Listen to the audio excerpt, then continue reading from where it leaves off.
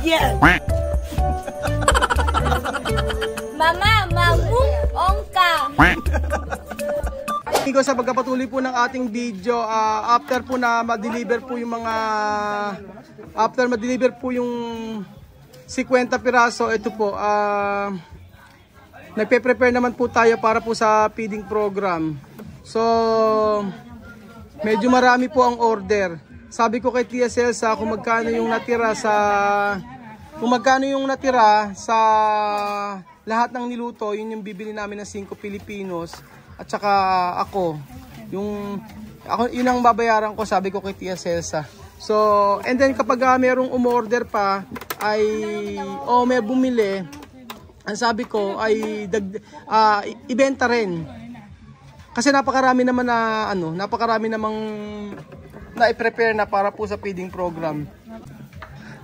Ayan pa mga amigo. Sa tingin niyo po mas okay po yung lagayan na ito. Actually nakahanap kami ng mas murang bilihan ng styro. Yung styrofoam po na yon, ang halaga po niyan ay 10 ay 100 pesos. So 10 piso po ang isa. So yan na po yung pinakamura sa totoo lang. Kaya sabi ko okay na rin kung ito yung gagamitin sa feeding program. Pero may nagko-comment po, sabi gamitin po ay plato. Kanya-kanyang dala plato para po sa mga bata. Magdala ng sarili-sariling plato yung mga bata. So inaantay po natin yung mga bata, mga amigo para sa feeding program.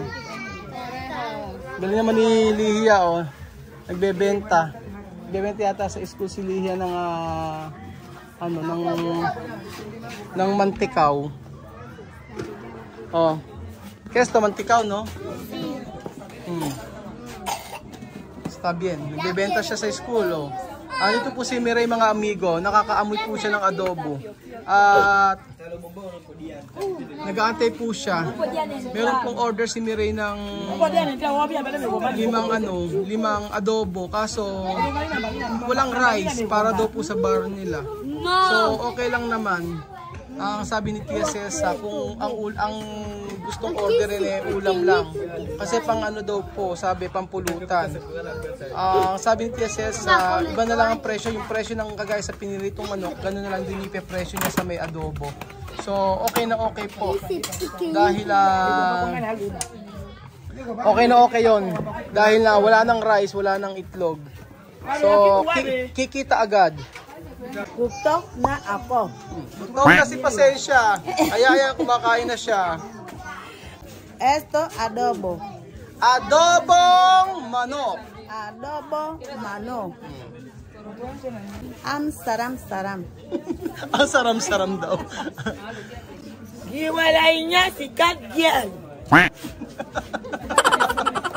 Mama, mamung ongka.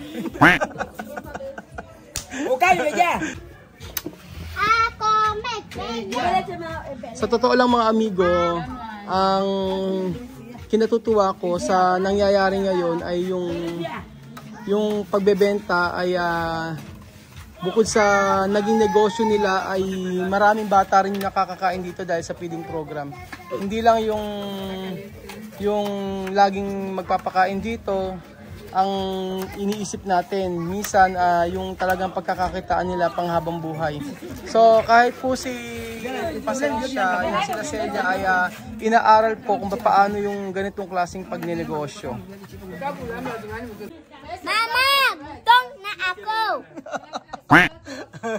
Gutom na raw siya. Hay! Hirap ng negosyo. Meja. Nana. Ay, nana. Apa jame? Demos gracias al Señor. Demos gracias. Demos gracias al Señor. Demos gracias al Señor. Demos gracias. Demos gracias al Señor.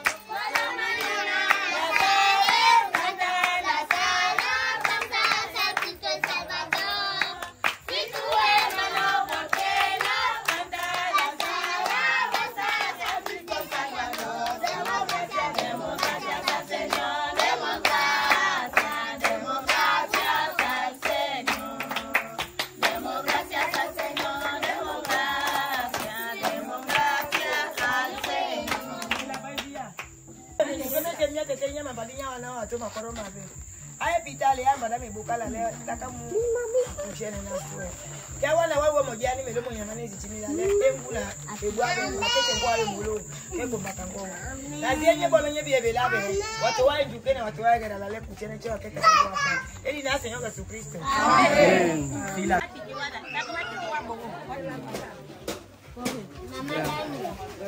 Nacho tu kabida Oh. Wag daw itatapon ng ano. Wag daw iuhulog ang pagkain. Kasi yung mga bata, ayan, dapat kasi kapag maliliit masyado, kagaya nila kasi, ibibigay na lang pag nakaupo na. Ayan na sila, Bebesita, Henesita, Papasito. Ang daming bata ngayon. So, kasya kaya yung in-order. Pag hindi kasya, kaya meron pa naman po. O, yan. Hala, Bebesita na esta. Papas ko ito. Si.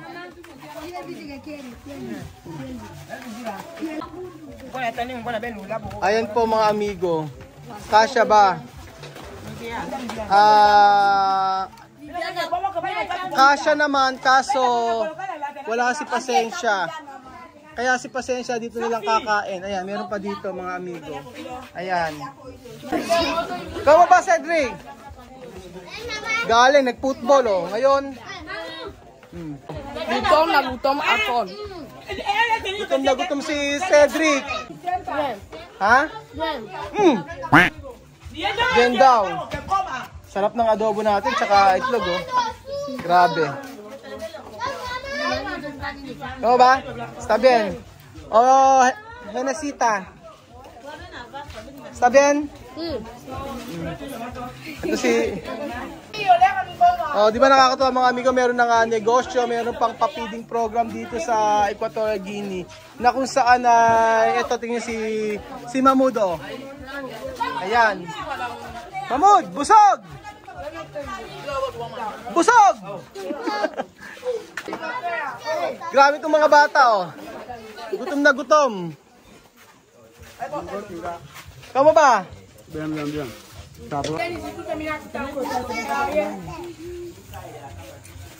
So yung baso po mga amigo kanya-kanya. Yun ang sabi ni Tia Celsa. Ganun na lang. So walang hugasan si Tia Celsa kundi yung kaserola.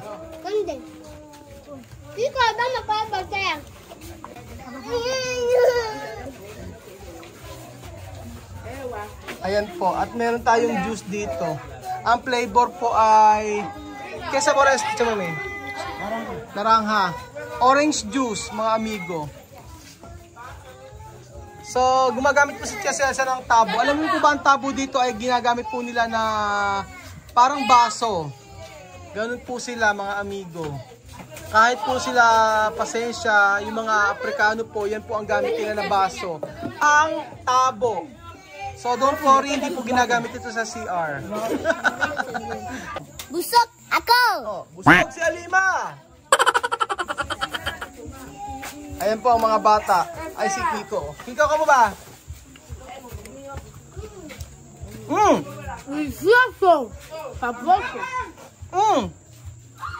Si Lihia, grabing kumain.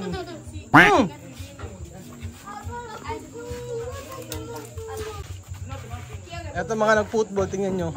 Saglit lang, nilalantakan ng ating adobo.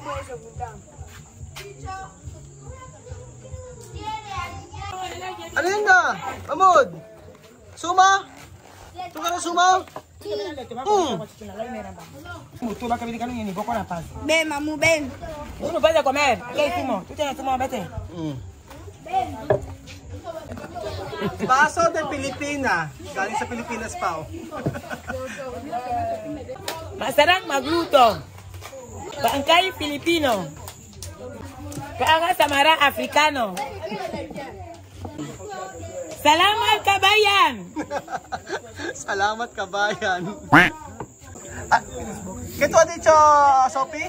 Sabi ni Sophie, lalagay doon niya sa rep yung kanyang ang kanyang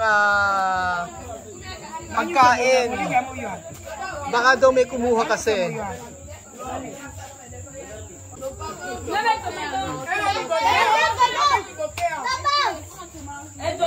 Tagasalok si Tia Celsa.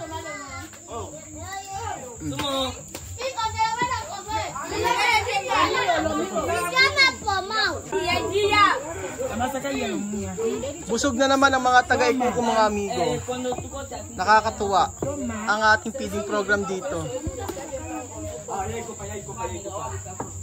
Pasensya, kaya baba? Ako. Pagod daw siya. Ay, tala mo na yan now. Ay, sumo. Alin sumo. Alin sumo, Africa. Anli sumo po mga amigo. Sa Africa, ayan.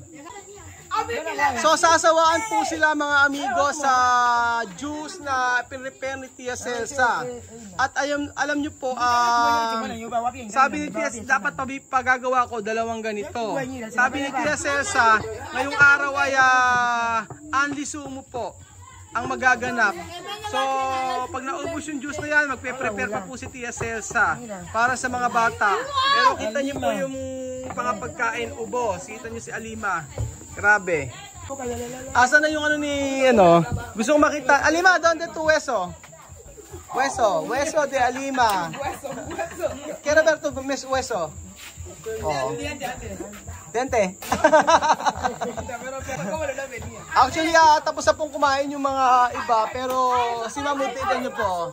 Hoy! Mamud! Busog! Sarap!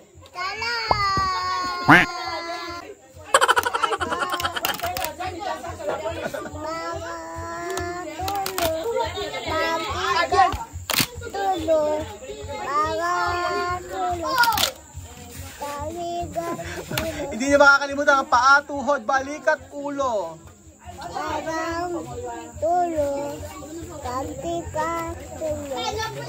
Busog ako. Domingo pala mañana, después Sagat adobo.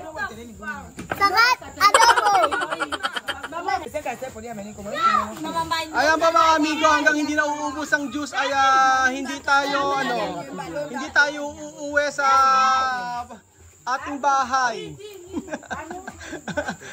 Kasi unlimited tayo ngayon. Hindi pwedeng unlimited rice. Kasi pag unlimited rice po ay lalo na pagka negosyo, hindi pwede talaga dahil malulugi. Dahil ang mga tao dito napakalakas kumain ng rice. Yan po ang yung si Chamami po ay nasa Pilipinas, alam niyo po, nung nagpunta sa Mang Inasal, sabi niya hindi po pwedeng i-apply yung unlimited rice. Kasi pag in-apply yung unlimited rice dito sa Africa, sigurado po ay malulugi ang negosyo. So unlimited sumo na lang. Okay na ang unlimited sumo at unlimited juice. Oh, di ba?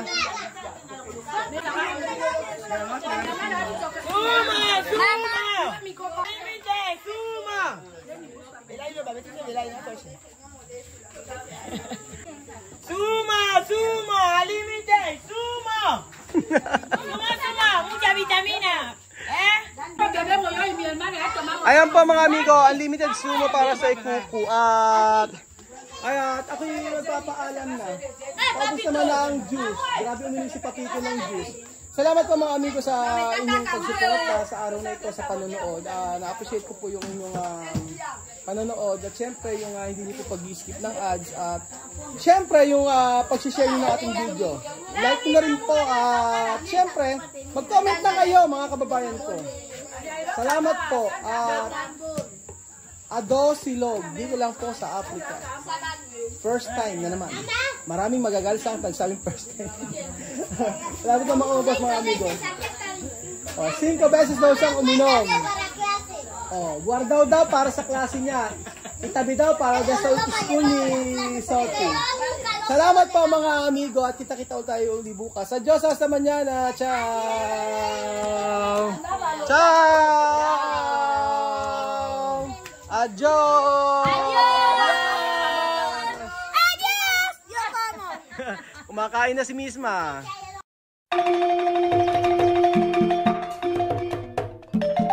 na-appreciate ko yung paano sila nagdadasal,